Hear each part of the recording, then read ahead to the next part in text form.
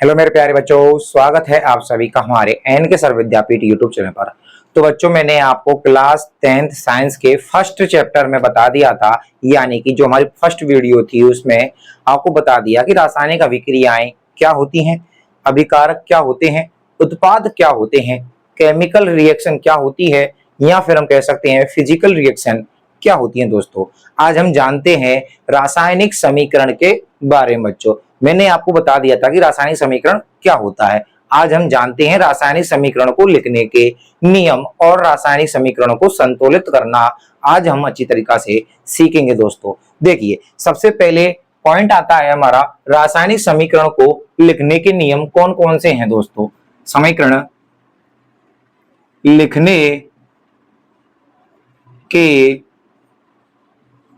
नियम बच्चों, अब देखिए सबसे पहले बात आती है बच्चों, जो रासायनिक समीकरण होता है उसमें जो बाईं तरफ उपस्थित होती हैं हमारे अभिकर्मक या अभिकारक, उनको हमेशा बाईं तरफ ही लिखा जाता है। जैसे दोस्तों, नंबर 1 पॉइंट में लिख सकते हैं हम अभिकर्मक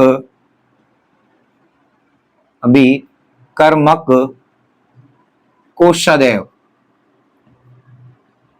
ओके बच्चों, सदैव जो तीर का चिन्ह होता है हमारा, तीर के चिन्ह बच्चों, ओके, इसके बाहीं तरफ लिखा जाता है। कहां लिखा जाता है बच्चों? बाहीं तरफ लिखा जाता है। किनको? अभिकर्मकों को। अब बच्चों बात आती है, यदि अभिकर्मक हमारा एक से अधिक होते हैं बच्चों, जैसे कि मानो H, देखिए जैसे H2+O, तो ये क्या है बच्चों? हमारे अभिकर्मक हैं। क्या है ये? हमारे अभिकर्मक हैं दोस्तों, ओके ना। ये फर्स्ट हो गया है और ये सेकंड हो गया है। तो देखिए दोस्तों, इन दोनों के बीच में हमने क्या लगाया है? प्लस का चिन्ह लगाया है। तो हम कह सकते हैं दोस्तों कि अभिकर्मकों के बीच में क्या लगाते हैं? प्लस का चिन्ह लगाते हैं। अगर यहां पर एक और भी अभिकर्मक होता तब भी हम क्या करते दोस्तों? इसके और उसके बीच में प्लस का चिन्ह लगा देते हैं। तो इतना तो आपको समझ में आ गया होगा, दो या दो से अधिक अभिकर्मकों के बीच में दोस्तों हम क्या लगाते हैं? प्लस का चिन्ह लगाते हैं। चलो आगे देखते हैं बच्चों।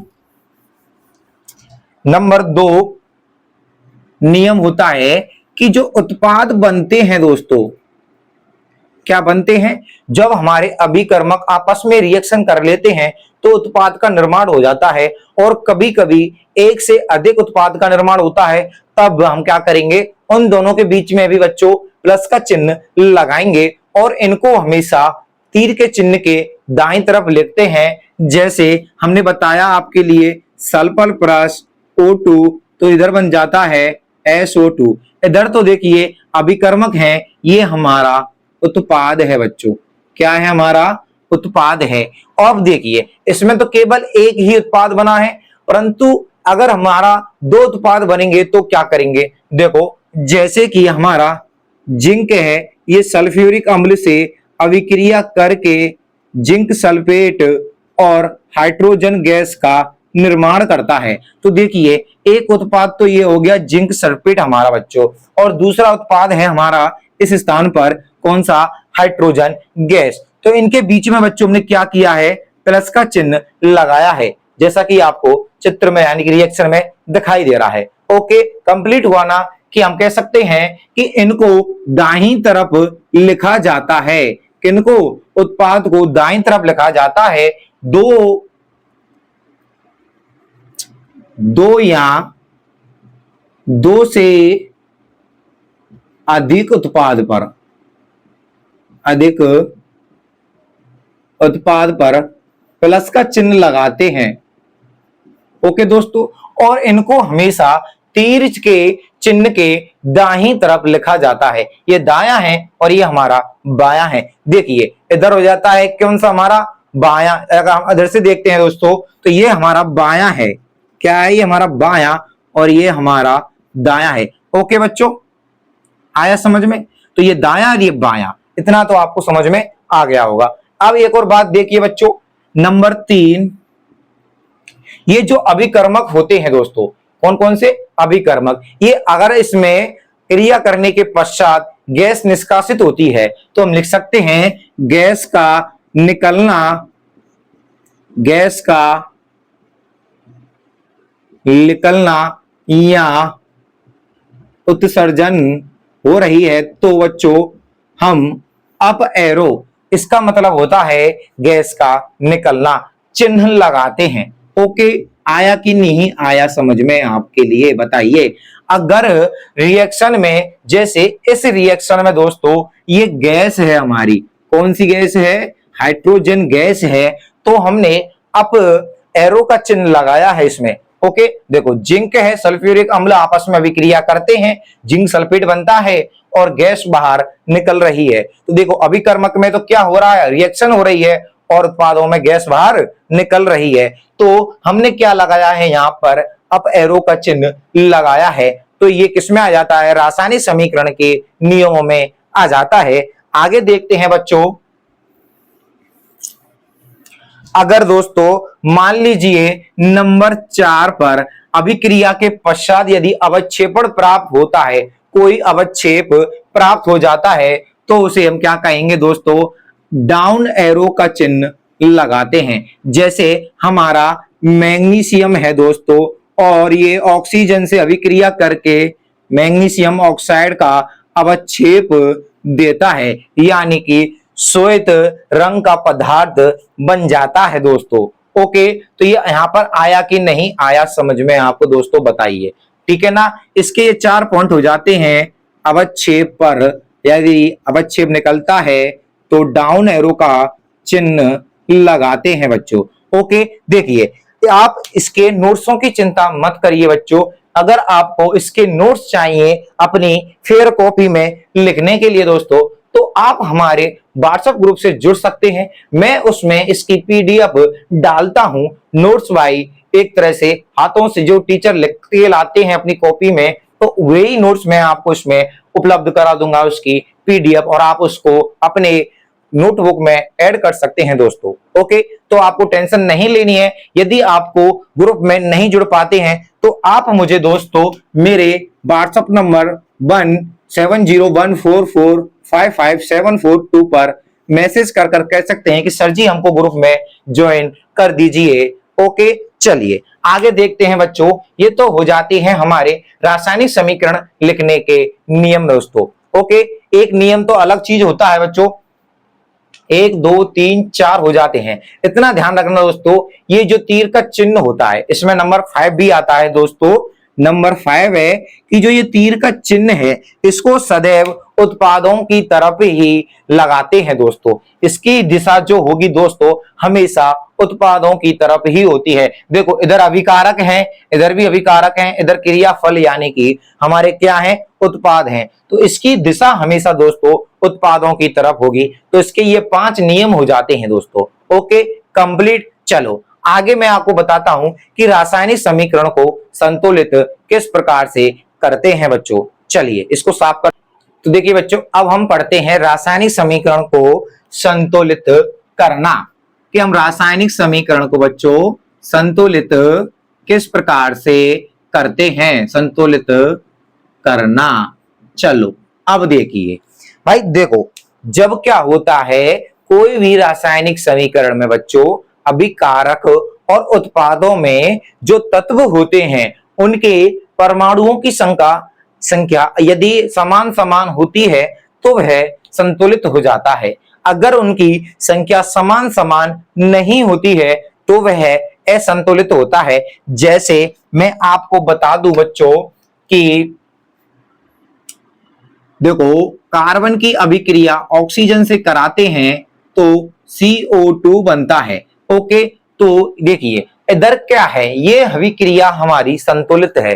क्यों? क्योंकि देखो इधर कार्बन 1 है, ऑक्सीजन 2 है हमारी। ओके, और इधर भी कार्बन 1 है, ऑक्सीजन हमारी कितनी है, 2 है। तो ये तो अभिक्रिया हमारी क्या है बच्चों, संतुलित है। ओके, एक और अभिक्रिया देखिए, जैसे कि हमारी अभी बताया है मैंने कि जिंक की अभिक्रिया सल्फ्यूरिक अम्ल से कराते हैं तो जिंक सल्फेट बनता है। क्या बनता है, जिंक सल्फेट बनता है, और क्या निकलती है हमारी, हाइड्रोजन गैस बाहर निकलती है। तो देखिए इधर जिंक 1 है, इधर भी जिंक 1 है बच्चों। इधर देखिए जिंक बराबर 1 और H बराबर 2 और सल्फर बराबर 1 और ऑक्सीजन बराबर 2। देखो सल्फर का 1 है, ऑक्सीजन के 4 हैं।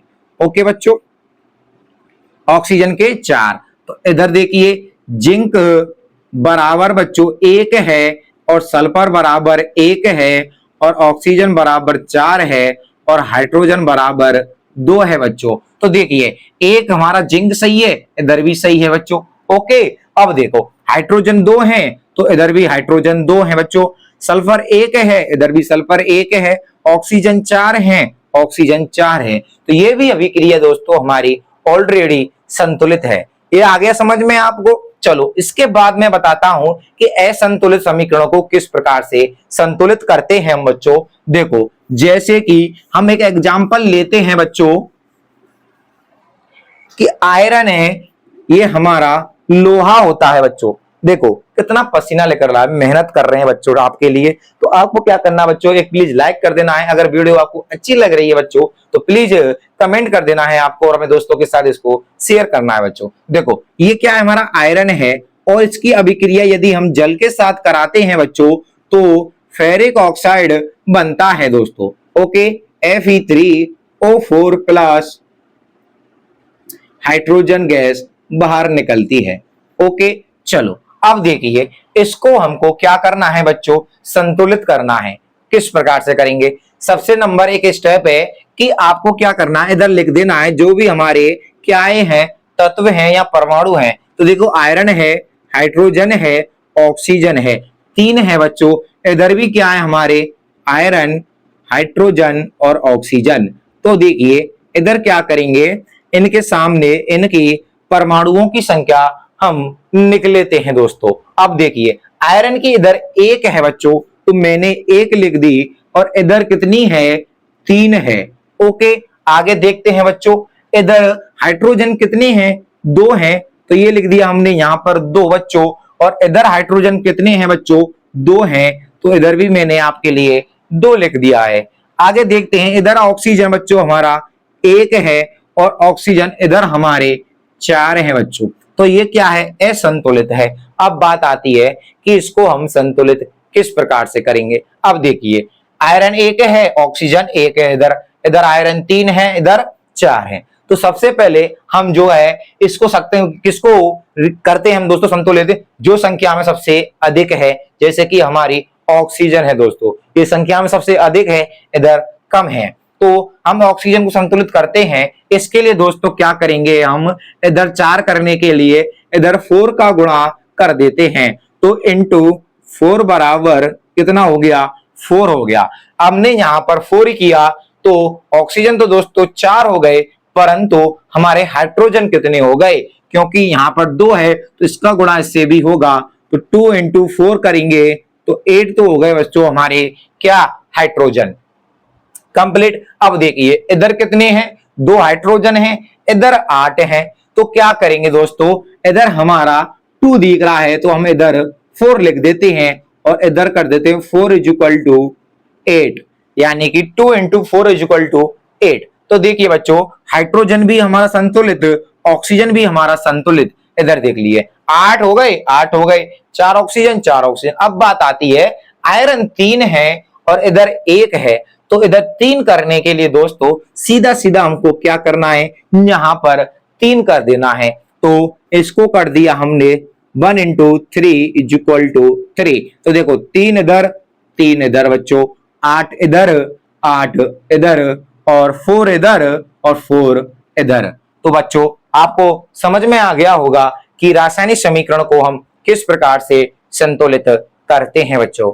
आप इसका स्क्रीनशॉट भी ले सकते हैं दोस्तों, या फिर हम आपको तो पहले ही बता चुके हैं कि इसकी पीडीएफ या फिर हम दोस्तों कह सकते हैं इसके नोट्स जो हमारे हस्तलिखित हैं दोस्तों, हमारे किस प्रकार से आपको प्राप्त होंगे वो हमारे व्हाट्सएप ग्रुप से प्राप्त हो जाएंगे, जिसको आपको लिंक दोस्तों हमारी वीडियो की डिस्क्रिप्शन में मिल जाएगी। या फिर आपको हमारे नंबर पर क्या कर सकते हैं, मैसेज कर सकते हैं, जिसके जरिए से मैं आपको उस ग्रुप में ज्वाइन कर दूंगा बच्चों।